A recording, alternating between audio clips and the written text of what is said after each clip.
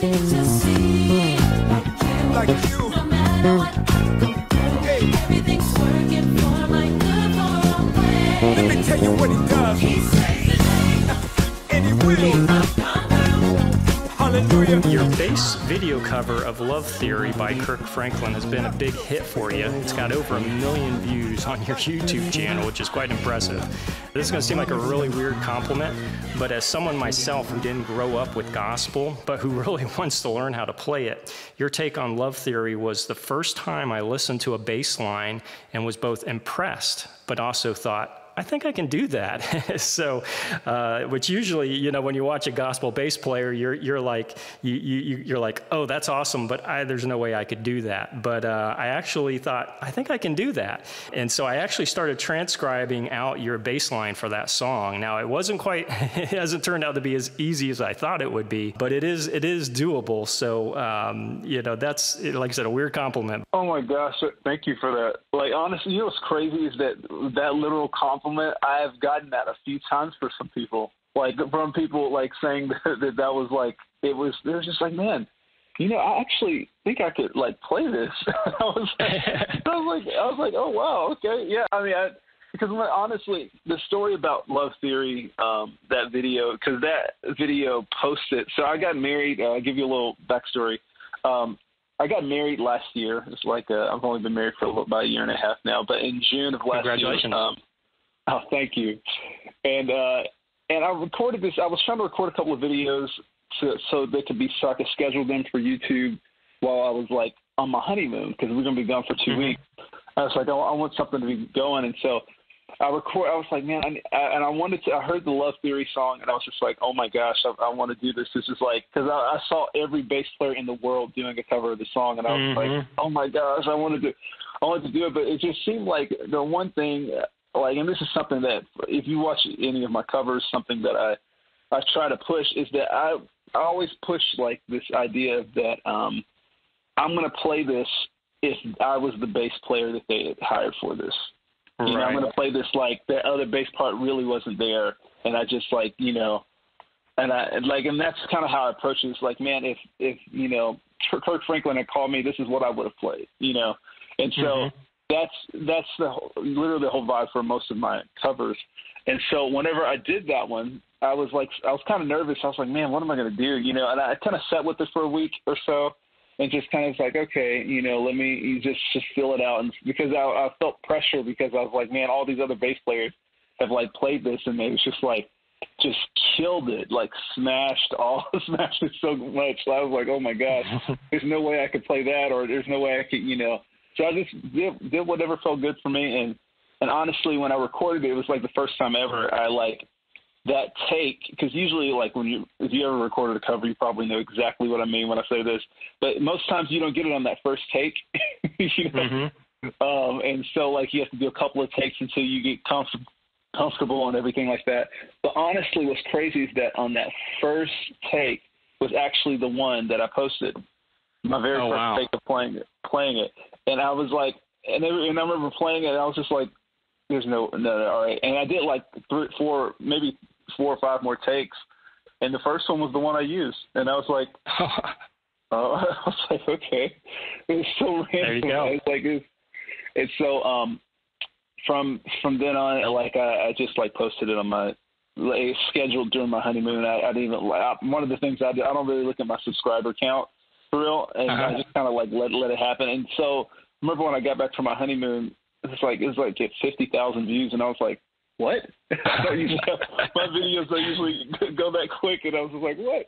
And so it was like such a random thing. Like, it's just crazy how like, you know, certain videos don't, you know, you never see where they're gonna go. Like, you just post them out there and just being creative and, you know, and whatnot, and like it's just crazy. I was like, wow. But I think that particular video, I loved it because I felt like that was truly just like my rendition of it.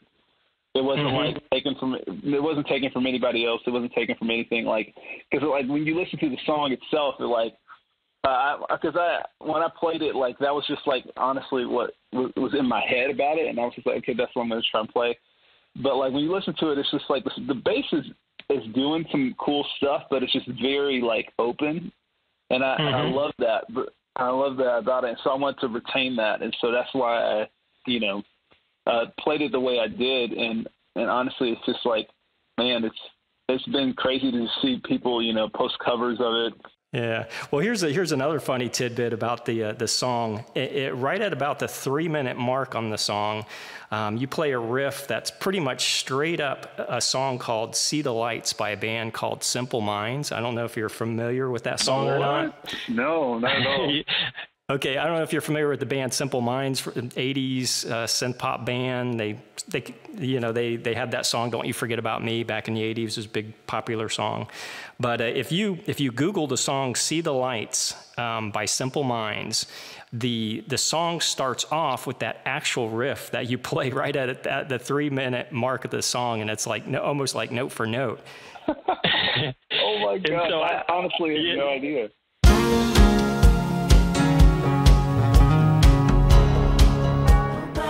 I really mean it this time. Yeah, and when I heard that, I was like, oh my gosh, that's "See the Lights." And so it got me wondering if gospel music pulls its influences from other genres, or if, including pop music, or maybe that was just a fluke that I just happened to catch. Well, honestly, I would actually agree with you that it does pull, because everybody always thinks, oh man, gospel's like this hard thing. It's, super crazy. But honestly, really all it is a conglomerate of genres together, in my mind at least. Because when you play funk, or if you play, R&B, or if you play like, pop music, all of that is like in gospel. Like all of that in gospel, it's just like literally all of these put together. I think that's the reason why a lot of musicians love and want to learn how to play gospel, is because of that. Because there's just so many things, like Kirk Franklin even himself. Like when you look at his older stuff, some of his stuff is like just completely like almost, I would say, I don't want to say ripping off, but like it's pretty much like a lot of old school songs. Like that he just took the music from and the bass lines from, and just like kind of created his own, and created some of his own original material to it. And I was just like, man, it's just so crazy. But what I like, honestly, with that whole line, I had no idea. That was like that was from there. But what's something I've learned is that like, no matter what you do as a creative or as a musician, like there is if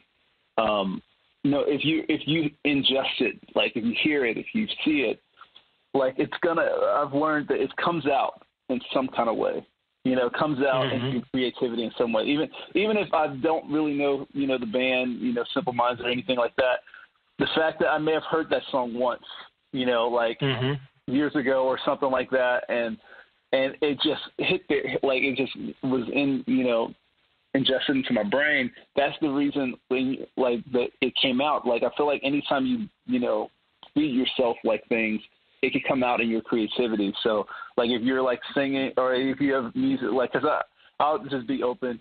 I wasn't always into gospel music. Like growing up, like I played gospel music in church, and this is something not a lot of people know about me. But I actually played like. I was into like metal. Oh wow, you're kidding. Yeah, I know. It seems weird, but I was really like my teen years. I was like into like I had this metal phase, and I was learning all that kind of stuff on bass, and then like I was learning it on guitar, and I don't know what place I was in at that particular age, but that was where I was at, and so. Because of that, I feel like I've developed an appreciation to like other genres, especially like rock genres and different things like that. And that sometimes comes out like in melodically when I play. And so like, even though like I'm my channel and like a lot of the things that I do on YouTube, like people know me as more of like a funk and gospel and R&B kind of player. Like rock is kind of like where I was like the first genre I learned. Which is crazy. Wow. Hi, my name's Brent Haseker. I'm the host of the Bass Guitar Worship Blender podcast, and you just listened to a portion of my interview with Travis Dykes on episode 16 of the podcast. If you liked what you heard, then definitely check out the rest of the interview by going to iTunes, Spotify, or wherever else that you listen to your podcast, and subscribe to us there. And thanks for watching.